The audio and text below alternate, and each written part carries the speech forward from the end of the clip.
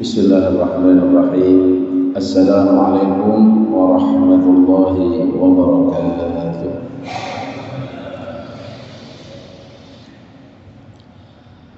Innal hamdalillah nahmaduhu wa nasta'inuhu wa nastaghfiruh wa na'udzu billahi min shururi anfusina wa min sayyiati a'malina. May yahdihillahu fala mudilla lahu ومن يضلله فلا هادي له أشهد أن لا إله إلا الله وأشهد أن محمدا عبده ورسوله لا نبي بعده اللهم صل وسلم وبارك وكرم على حبيبنا وشفيعنا وقرة أعيننا سيدنا ومولانا محمد وعلى آله وصحبه وسلم تسليما كثيرا أما بعد نويت التعلم والتعليم والإفادة والاستفادة والنفع والانتفاع لله تعالى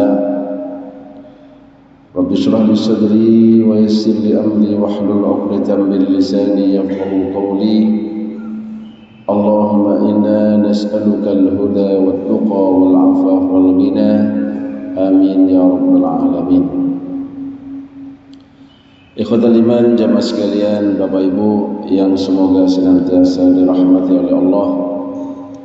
Alhamdulillah, mari kita terus bersyukur kepada Allah Subhanahu wa taala. Pada pagi hari ini kembali kita diberikan oleh Allah kemudahan untuk terus bisa beristiqamah melaksanakan sholat subuh berjamaah, dan kita menunggu datangnya isyraq dengan mengisi i'tikaf kita dengan niat nawaitul i'tikaf fi hadzal masjid limuddati iqamati fihi lillahi ta'ala, mengisi dengan hal-hal yang bisa membawa kita lebih dekat kepada Allah, yaitu mentadabburi firman-firman Allah Subhanahu wa taala. Alhamdulillah kita berada di bulan Safar, dan berkaitan dengan ini saya mengajak Bapak Ibu untuk mentadabburi surat Yunus ayat ke-107 hingga ayat ke-108. Surah Yunus ayat ke-107 hingga 108 ini setidaknya nantinya memperkuat keimanan kita, tidak lagi terkatung-katung dan tidak lagi terpengaruh dengan hal-hal yang sifatnya mitos atau sifatnya keyakinan yang salah. Karena di bulan Safar ini ada keyakinan di masyarakat itu dengan hal-hal yang kurang bagus. Ada yang meyakini bahwasanya Safar ini adalah turunnya penyakit. Bahkan kalau Bapak Ibu perhatikan di bulan Safar ini jarang sekali ada undangan pernikahan. Aman nih. Sisi positif katanya itu. Beda dengan bulan-bulan yang lain. Padahal Allah Subhanahu wa taala mengisyaratkan bahwasannya setiap waktu, setiap masa, setiap bulan itu adalah ciptaan Allah. Allah yang tentukan. Bahkan pernah sudah kita bahas dalam surah At-Taubah, 12 bulan itu semuanya adalah Allah yang tentukan. Sehingga tidak boleh kita membeda-bedakan, mendiskriminasikan, sehingga timbul rasa keraguan dalam hati kita dalam berakidah Islamiyah, dalam bertauhid kepada Allah Subhanahu wa taala. Mari kita baca terlebih dahulu ayat ke-107 hingga 108 atau disempurnakan hingga 109 dari surah Yunus. A'udzu billahi minasy syaithanir rajim. Enggak ya.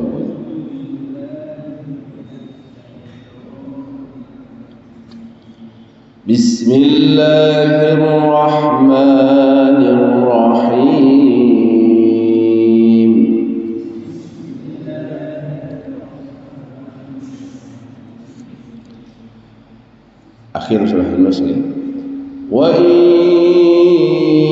يمسسك الله بضر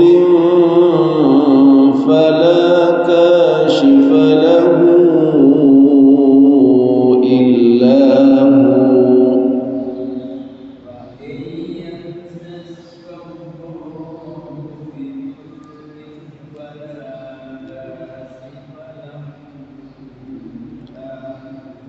وإن يردك بخير فلا راد لفضله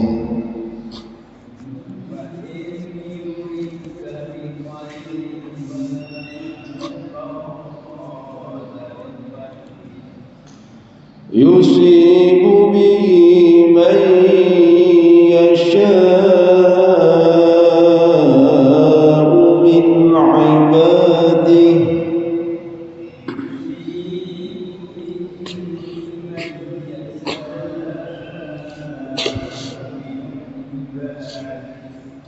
وهو الغفور الرحيم.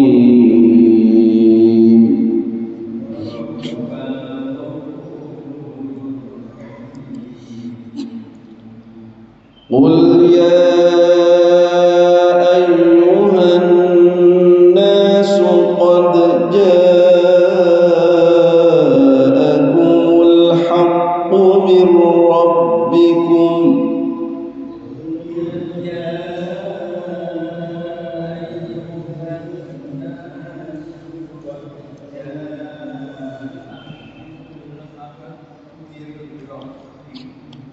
فمن اهتدى فإنما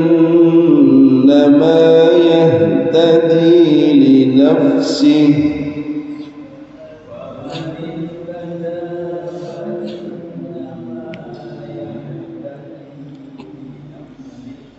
ومن ضل فإنما يضل عليها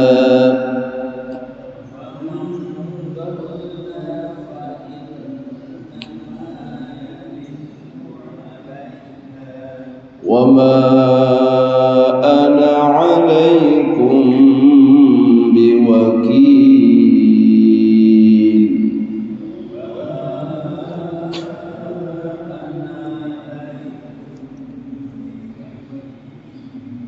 واتبع ما يوحى إليك واصبر حتى يحكم الله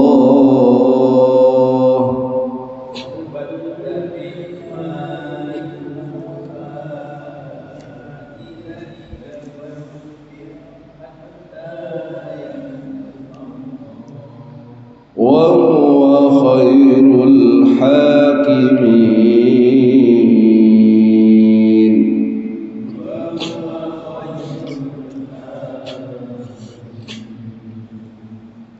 Sadaqallahul azim. Maha benar Allah atas apa yang difirmankannya. Semoga bacaan kita diberikan pahala oleh Allah, satu hurufnya satu kebaikan, dan satu kebaikannya dilipat gandakan menjadi 10 kali lipat. Amin Allahumma amin.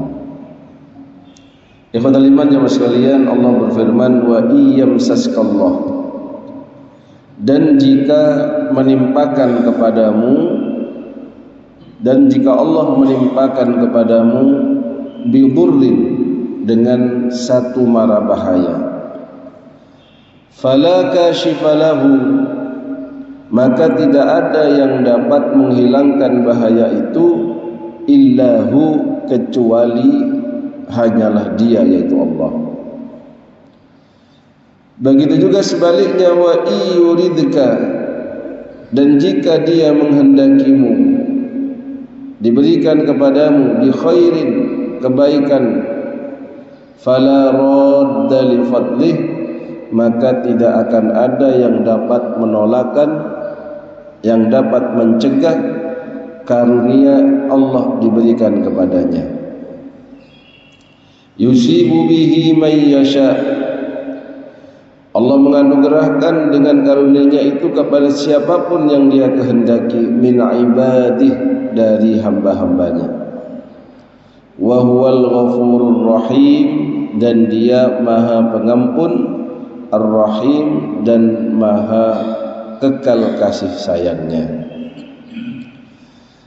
Ikhwatal iman jemaah sekalian, ayat ini harus bisa menguatkan keyakinan kita dalam beriman kepada Allah, di mana i'tiqad berakidah Islamiyah yang kuat adalah meyakini bahwasannya selain meyakini tidak ada Tuhan selain Allah, maka kita juga meyakini la raziqa illallah, tidak ada yang memberikan rizki kecuali Allah, tidak ada yang memberikan kesembuhan kecuali Allah, tidak ada yang bisa mendatangkan madarat kepada kita kecuali Allah Subhanahu wa ta'ala. Walaupun itu datangnya dari makhluk-makhluk, misalkan dari jin, misalkan dari makhluk selain kita manusia. Karena ada orang itu terkadang lebih takut sama jin dibandingkan sama Allah. Lalu terkadang orang yang tidak beriman, tidak bertauhid dengan baik, dengan berakidah Islam yang benar, terkadang mudah terancam dirinya, mudah ketakutan dengan sendirinya, bahkan dari hal-hal yang orang lain pun menganggapnya biasa. Apalagi ketika masuk pada bulan-bulan yang orang pada umumnya menganggap demikian, atau dianggap bulan ini bulan yang sakral, bulan ini bulan yang banyak penyakit. Maka dari itu ikhwatal iman, mari kita benahi iman kita jaga. Jangan sampai kita ini dohirnya adalah muslim, mukmin, tapi masih banyak hal yang dilakukan melenceng atau secara tidak langsung mencederai ketauhidan kita kepada Allah. Saya bahkan pernah satu saat itu menjadi mediator perjodohan seseorang, ikhwan dan akhwat ya, laki dan perempuan. Akhirnya sudah menemukan kecocokan, bertemu sekali dua kali kita dampingi, bahkan sampai pada tahapan tunangan, sampai bahkan dia diberikan cincin emas itu. Tapi karena wali dari perempuan ini terlalu bernuansa kejawen, sehingga ketika minta pernikahan digelar di tahun ini, di bulan ini, dan seterusnya dengan ketentuan yang diinginkan, maka si bapak mengatakan, oh tidak bisa, hitungannya tidak ketemu. Kalau jadi primbonnya itu tidak ketemu, Pak. Kalau nikah tahun ini nggak bisa, nak. Kalau kamu paksakan nikah tahun ini, ya kalau nggak bapak, ibumu yang mati. Saya juga mikir, apa hubungannya anaknya nikah sama matinya dia? Padahal kan hidup dan mati itu ada di tangan Allah. Maka kalau sampai keyakinan seperti ini, Pak, ini sudah merusak terhadap akidah kita yang kita yakini. Kita sholat, kita beriman, berislam, tapi punya keyakinan seperti itu berarti nggak cocok sama wa iyamsaskallahu bidurrin fala kashifa lahu illahu. Ada juga teman kantor itu udah beli rumah, pindahan niatnya, misalkan pindahan tahun ini ya atau bulan depan. Ternyata setelah mau pindahan tidak jadi. Setelah ditanya kenapa nggak jadi, karena ada nenek di desa meninggal. Ya kan mungkin cuman berapa hari. Oh tidak, ini keyakinannya begitu. Ternyata kalau ada neneknya meninggal atau siapa meninggal, tidak boleh pindah rumah. Kenapa? Karena diyakini begini gitu, Pak. Akhirnya kalau jenengan kontrak harus nambah kontrakan, rugi lagi. Ya. Karena apa? Karena keyakinannya terlalu berlebihan. Seharusnya orang beriman itu keyakinannya harus sesuai dengan apa yang Allah firmankan, di antaranya di ayat ke-107 dari surah Yunus. Ikhwatul iman, begitu juga ketika kita diuji dengan sakit. Karena orang yang sakit itu dikatakan imannya itu tergadaikan. Orang yang fakir juga imannya bisa menjadi kufur, sampai dikatakan kadal fakru ayyakuna kufron. Bisa jadi kefakiran seseorang itu bisa menyebabkan dia menjadi kufur. Misalkan apa? Dia berbisnis, dia buka warung, buka restoran, tapi tidak marem kalau tidak melalui mbah ini mbah itu, dengan ritual-ritual yang sudah ditentukan, sehingga restorannya lebih laris dibandingkan restoran sebelah. Ini juga nggak cocok. Harus diyakini bahwasannya Allah yang memberikan rezeki, yang penting kita usahanya sudah dilakukan. Bahkan dikatakan usahanya bisa sama tapi rizkinya bisa beda, karena yang memberi rizki adalah Allah. Berarti ketika dia berbisnis masih menjalankan ritual-ritual yang melenceng dari syariat Islam, berarti dia tidak yakin seyakin-yakinnya kepada Allah bahwasannya yang memberi rizki itu adalah Allah, seakan-akan yang memberi rizki dia adalah para pembelinya. Maka wa yuridka bi khairin fala radda li fadlih. Kita harus meyakini kalau Allah menginginkan karunia kebaikan diberikan pada seorang, maka tidak akan ada yang bisa menolak. Bahkan tidak akan ada yang bisa mencegahnya, menolaknya, menutupnya dan seterusnya.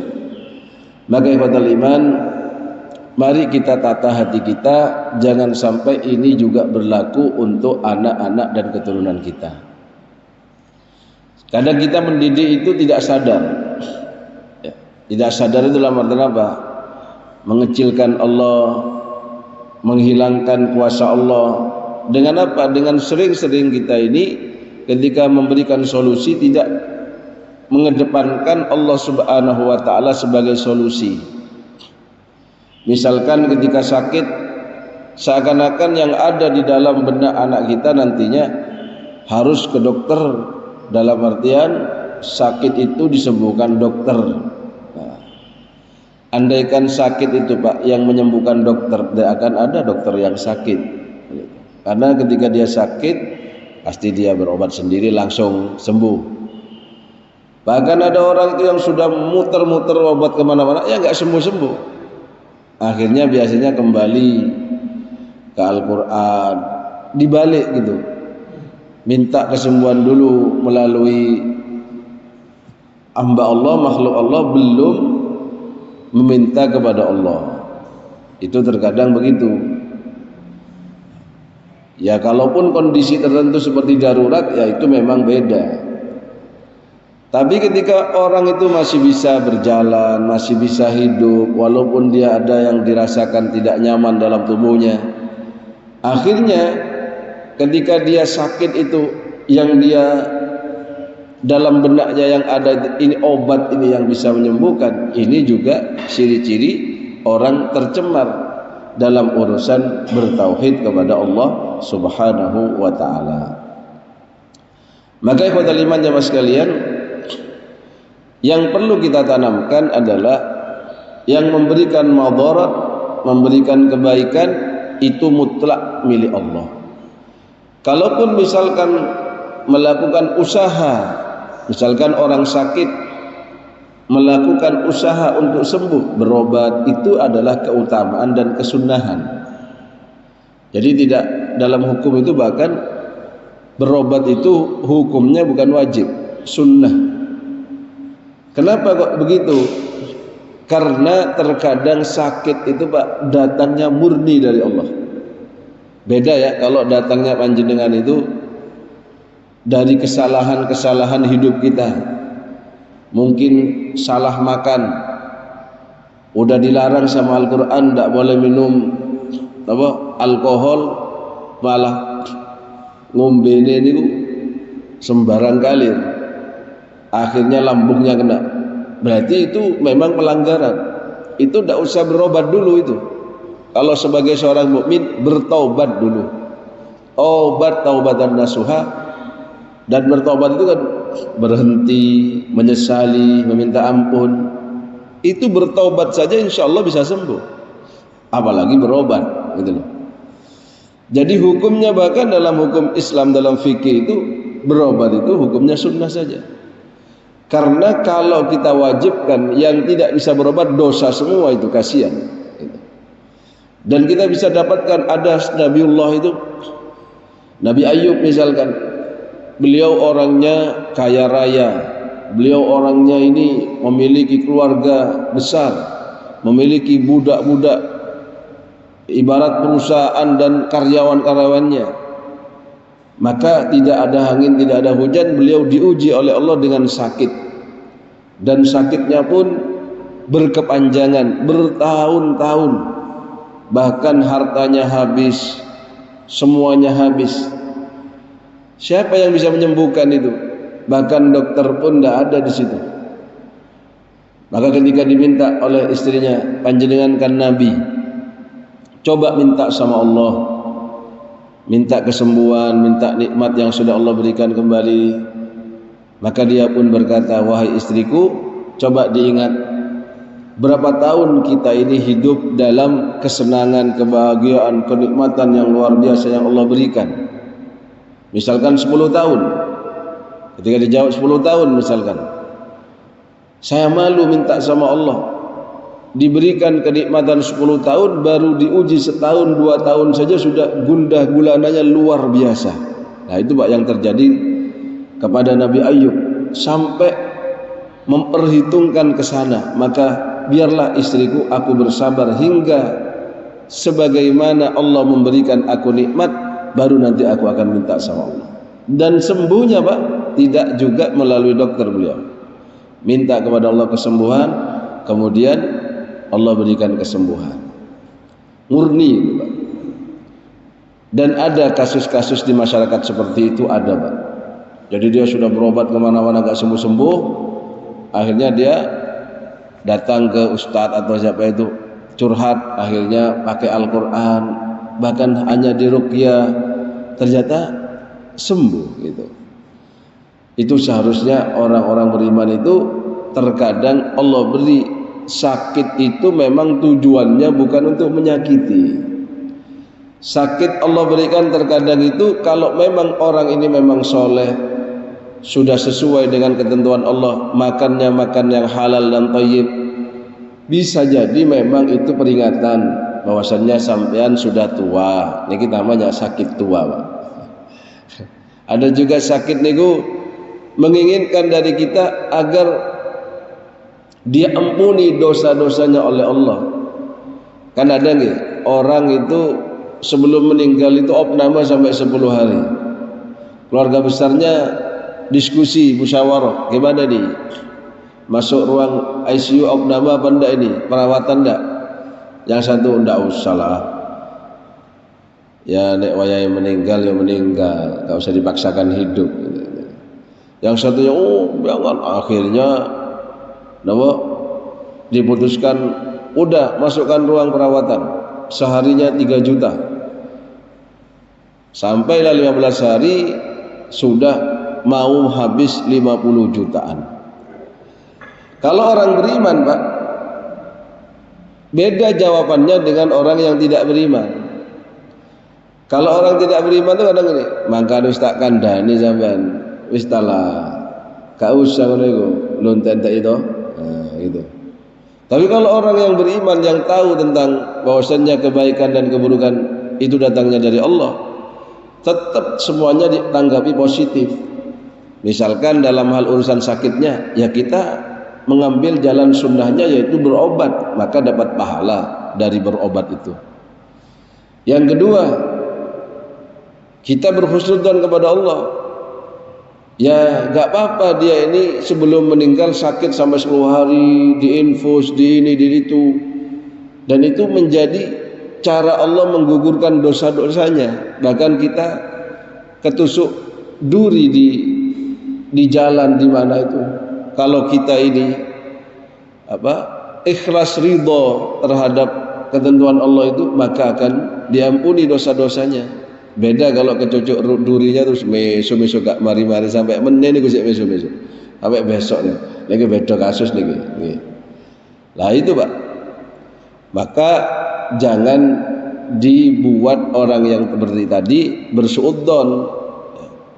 Justru dibesarkan hatinya. Tidak apa-apa nak, sampean sebagai anak sudah mengusahakan yang terbaik kepada orang tuamu, dan itu anggap sebagai bukti baktimu kepada orang tuamu. Bisa jadi bapakmu itu diberikan sakit yang berkepanjangan sebelum meninggal itu agar kamu bisa banyak-banyak berbakti kepada dia. Kan begitu Pak ya? Jadi itu sisi keimanan bagi mereka yang mendapatkan musibah. Bukan hanya mengeluh saja, lalu dia lupa kepada Allah yang Maha menyembuhkan. Padahal kalau kita mendoakan itu, ada bahkan seorang dokter Pak, kalau sebelum dia meriksa pasiennya ditanya dulu, kamu kesini sudah minta kesembuhan dari Allah enggak, kok langsung kesini? Maksudnya gimana Dok? Ya kamu sudah pernah enggak berdoa minta kesembuhan, sholat, bermunajat itu? Oh enggak pernah Dok. Ya sudah sana sholat dulu, tuh ada musola di sana itu. Oh gitu ya Dok ya. Iya nanti kalau sudah sholat kesini. Akhirnya dia Pak sholat. Jadi pasiennya, dokter ini berdakwah dari sisi keilmuannya, menyadarkan pasiennya kalau dia itu bukan siapa-siapa. Dia itu hanya hamba Allah yang membantu. Makanya kalau dokter sudah menjadi Tuhan itu repot memang Pak. Karena ada dokter itu misalkan sudah mengecek pasiennya, kemudian wah sampean ini sudah stadium 4 kankernya, paling usia hidup sampean 3 bulan. Akhirnya takut Pak pasiennya itu. Ya karena pasiennya itu tidak punya akidah yang kuat. Dia lupa kalau yang memiliki jiwa ini hanyalah Allah. Akhirnya terlalu meyakini perkataan dokter, takut dia makan tidak enak, minum tidak enak, bergaul sama tetangga tidak enak, karena sisa umurnya tinggal 3 bulan. Padahal 4 qada dan qadar Allah yang dirahasiakan diantaranya, umurmu tidak tahu, rizkimu tidak tahu berapa kadarnya, surga nerakamu bahkan tidak tahu. Sehingga jangan mudah memvonis orang ahli neraka atau ahli surga. 4 itu Pak, jodohmu tidak tahu. Sehingga kita ini tetap saja bisa tebar-tebar pesona ya Pak ya. Akhirnya ketika ini dilanggar 4 ini, orang ini nggak bisa hidup nyaman. Sampai yang dulunya malas sedekah, oh sedekah sisi positifnya ini. Akhirnya sampai 3 bulan tidak meninggal. Sedangkan hartanya sudah habis disedekahkan. Akhirnya ke dok, oh gak mati-mati aku. Loh ya bagus Pak, ya gak bagus iki duitku entek kabeh tak sedekah no. Nah, lak getun ya Pak, langsung nyesel. Akhirnya sedekahnya tidak karena Allah, tapi karena takut mati gitu. Samar niku Pak. Niki khotul iman. Maka ayat ini mari kita jadikan pegangan. Wa iyyamsaskallahu bidurrin fala kashifa lahu illa hu wa yuridka bi khairin fala radda li fadlih. Jadi kalau ada keburukan datang itu, musibah semuanya sakit, itu pasti sudah ada izin Allah. Bahkan kalau panjenengan kena sihir pun, sakitnya karena sihir pun, ya berarti itu ada izin Allah. Gimana tuh gambarannya Pak? Jin itu, setan itu kan diizinkan oleh Allah masuk ke dalam tubuh kita itu sampai ke darah kita, masuk semua. Bahkan mereka dari golongan setan itu makan bareng kita, minum bareng kita, tidur bareng kita. Kalau kita nggak baca doa itu, bahkan kita berhubungan suami istri pun, kalau kita tidak membaca doa, itu mereka ikut masuk di situ. Akhirnya anaknya ada secercah-cercah watak kesetanan ya, karena lupa tidak baca doa, setannya ikut masuk ya. Lah kalau ada orang, kalau panjenengan baca di surah Al-Jin, ada dukun ya, menjadikan jin itu untuk menyakiti saudaranya sendiri dengan mengirimkan hal-hal yang tidak benar. Kenapa kita harus juga mengimani adanya sihir Pak? Karena sihir itu disebutkan juga dalam Al-Quran, ya kan? Adanya dukun itu juga ada dalam Al-Quran. Maksudnya kita mengimani adanya sihir itu, ya kita harus aware gitu. Ketika kita bentengi diri kita dengan baik, maka sekuat apapun sihir itu dikirim, insya Allah Allah lindungi gitu. Namun ketika kita membuka benteng kita, entah kalau kita ini junub, kita nggak pernah cepat mandi, atau kalau makan tidak baca doa, masuk kamar mandi pun sebelum tidur ya tidak baca doa, tidak berwudu, ya wajar kalau terkena itu. Kenapa? Karena kita tidak mengikuti benteng-benteng yang sudah diarahkan oleh agama kita. Maka ikhwatal iman jemaah sekalian, orang yang beriman dengan sekuat-kuatnya iman adalah yang meyakini bahwasanya setiap kebaikan datangnya dari Allah, setiap keburukan itu juga datangnya dari Allah. Yang mana kita kenal dalam rukun iman kita beriman dengan qada dan qadar, khairuhu wa syarruh, baik yang itu kita sukai atau yang kita tidak sukai. Orang kalau suruh milih miskin apa kaya? Kaya. Pilih sehat apa sakit? Pilih sehat. Yang sakit itu dia nggak pilih. Padahal kalaupun dia harus sakit, maka usahakan sakitnya orang beriman itu semakin mendekatkan dirinya kepada Allah, banyak lagi beristighfar kepada Allah, atau bahkan bertobat kepada Allah. Kenapa? Karena dia telah melanggar ketentuan-ketentuan Allah Subhanahu wa ta'ala. Lalu orang beriman ini apakah hanya permainan hati, Pak? Ternyata orang yang bertauhid, beriman kepada Allah, bukan hanya urusan dia dengan Allah, tapi ada dampak sosial yang nantinya juga akan dirasakan. Maka ketika kita misalkan meyakini ayat ke-107 ini, yusibu bihi may yasha'u min ibadihi, kebaikan, karunia, hidayah, taufik itu diberikan oleh Allah kepada hamba-hambanya yang dia kehendaki. Wa huwal ghafurur rahim, dan dia maha mengampuni dan juga maha kasih sayangnya kekal sampai ke akhirat nanti. Maksudnya gimana, Pak? Kalau dihubungkan dengan dampak sosial, orang yang beriman dengan sungguh-sungguhnya iman, dia tidak akan menyakiti orang yang bersebelahan dengannya. Sehingga Nabi pun pernah mengatakan bahwasannya may yu'minu billahi wal yaumil akhir falyakul khairan aw liyasmut. Barang siapa orang yang beriman kepada Allah dan hari akhir, maka berkata-katalah dengan baik. Kalau tidak bisa berkata-kata baik, lebih baik diam. Itu orang beriman. Orang beriman itu ciri khasnya, kata Nabi, may yu'minu billahi wal yaumil akhir. Barang siapa orang yang beriman dan kepada Allah dan hari akhir, falyukrim jarahu, maka muliakanlah tetangganya. Nah, ini dalil niki, Pak. Sudah bisa itu mengharamkan nopo son horek yang sekarang lagi viral nih. Kalau panjenengan punya gawe terus ngundang son horek niku, wah diragukan jenengan. Apalagi tetangganya jangan kacanya pecah semua, niku yakin niku ndak seneng niku kacanya pecah niku. Mengganggu terhadap tetangga itu sudah bukan gambaran orang-orang yang beriman. Bahkan kalau orang beriman itu sangat tahu bagaimana memuliakan tamunya. Karena Nabi SAW menyampaikan, man kana yu'minu billahi wal yaumil akhir falyukrib dhaifah. Barang siapa orang yang beriman kepada Allah dan hari akhir, maka muliakan tamunya. Lalu bagaimana kaitannya dengan kehidupan sosial yang positif bagi orang yang beriman? Ketika kita meyakini setiap kebaikan yang diberikan kepada hamba itu mutlak hak prerogatif Allah, maka hati kita akan terhindar dari hasad. Ketika kita meyakini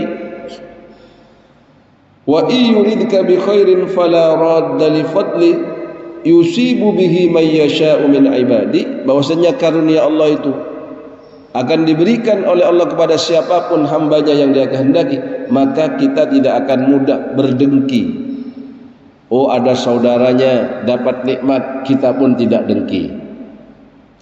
Ada temannya misalkan dia ini dapat rezeki nomplok gitu ya, di zaman ekonomi yang lesu justru dia melejit, ya tidak akan ada yang dengki. Tidak usah dalam artian iri dengki itu. Kenapa? Karena dia meyakini, oh ya sudah, itu memang karunia yang Allah berikan kepadanya. Biarlah saja, itu memang keutamaan yang Allah berikan kepada dia. Maka tidak boleh kita berhasad bagi mereka yang mengaku beriman. Dan Nabi pun mengatakan, iyyakum wal hasada fa innal hasada ta'kulul hasadat kama ta'kulun narul hatab.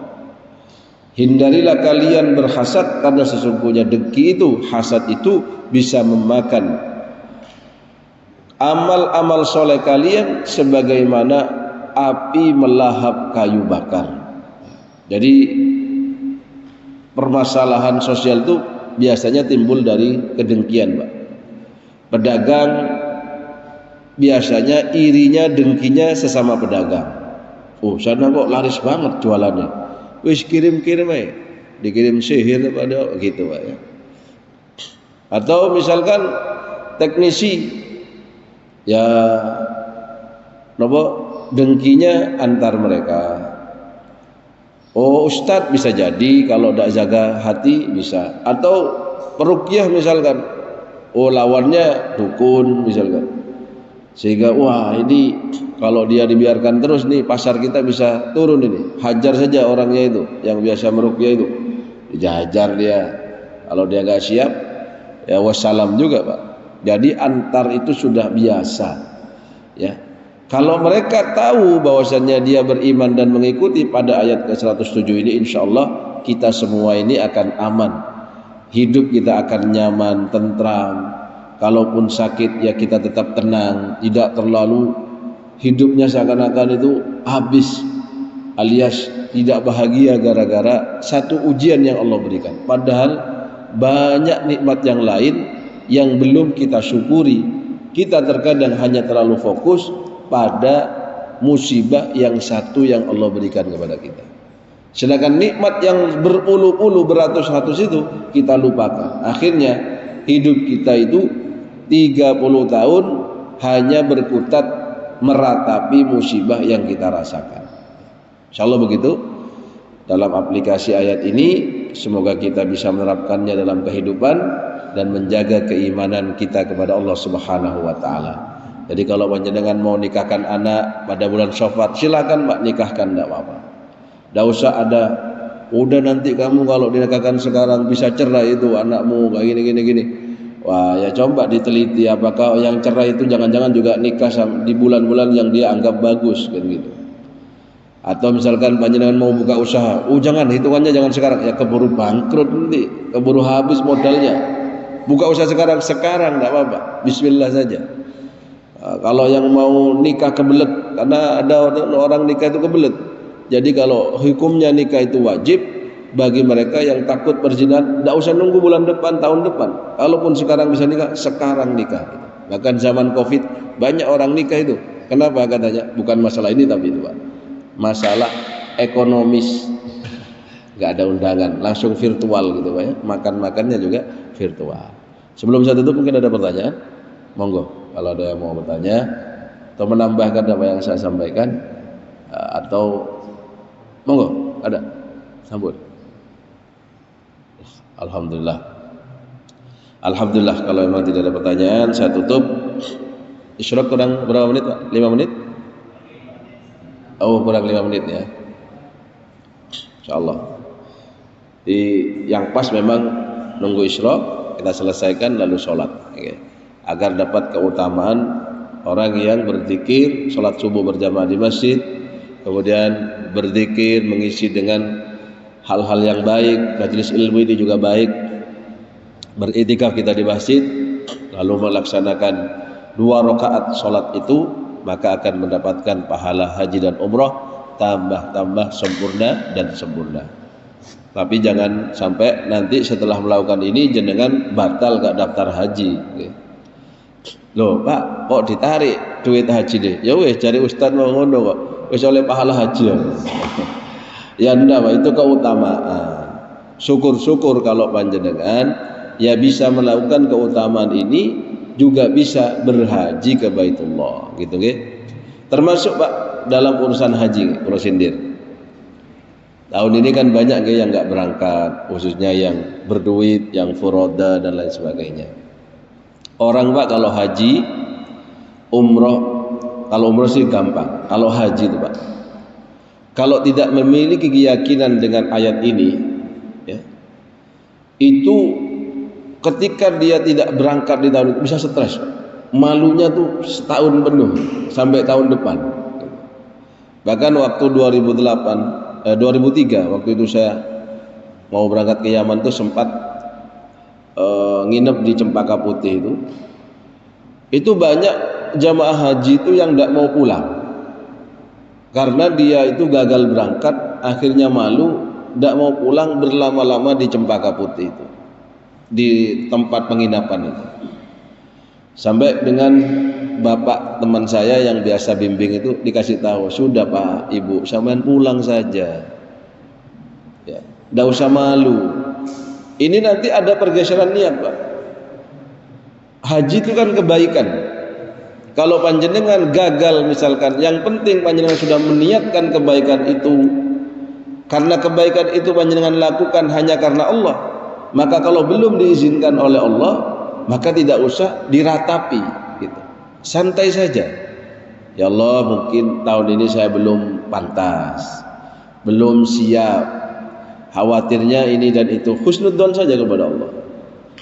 Kalau orang tidak paham tentang ini, waduh, pokoknya tidak mau pulang, sudah malu, apalagi pas berangkat sudah dikawal orang satu kampung, ya kan? Diantar ke embarkasi itu 10 mobil, 10 bis, wah malu tambahan. Ya. Maka dari sini ikhwatal iman, pentingnya kesederhanaan dalam berislam, dan juga dalam urusan ini mari kita kembalikan kepada Allah. Orang yang beriman itu udah semua hidupnya itu bahagia, dapat musibah karena husnudzonnya kepada Allah, ya dia bisa bersabar. Kalaupun dapat nikmat, dia pun bisa bersyukur, ya. Karena hidup memang begitu Pak, separuhnya sabar, separuhnya syukur. Setiap kita mendapatkan nikmat dari Allah, maka kita ucapkan alhamdulillah. Ketika kita mendapatkan ujian, inna lillahi wa inna ilaihi raji'un. Nanti prakteknya ini yang kita perlu berlatih. Berlatih ini perlu Pak. Apalagi panjenengan yang diuji, misalkan punya anak yang disabilitas, punya orang tua yang begitu, punya ini dan itu. Pokoknya setiap ujian hidup itu panjenengan harus kembalikan, raditu billahi rabba wa bil islami dina. Ya Allah, saya ridha terhadap Engkau sebagai Tuhan, sebagai Rabb yang kami sembah. Berarti kalau kita ridha sebagai hambanya, ya diapa-apain sama Allah ya harus ridha gitu. Dikasih ini musibah, ridha. Oh bisnis gagal, ya ridha gitu. Oh anaknya tidak sesuai harapan, inginnya punya anak cerdas, ingin punya anak gini, ternyata anaknya disabilitas, ya harus juga ridha. Alhamdulillah, semoga dengan cara kita membuat ridha, Allah pun ridha kepada kita. Dan iman kita perlu kita jaga dengan apa? Dengan amal-amal soleh. Setidaknya kita sering-sering Pak berada di tempat ini, karena masjid inilah yang menyaksikan kalau kita ini orang-orang yang beriman. Kata Nabi, idza ra'aitumur rajul i'tadal masajid fashhadu lahu bil iman. Jikalau kalian melihat seorang laki-laki yang sering dia ke masjid, punya pautan hati dia ada di masjid, sholatnya 5 waktu di masjid, pokoknya selain terlihat di masjid lah, walaupun dia bukan marbot ya.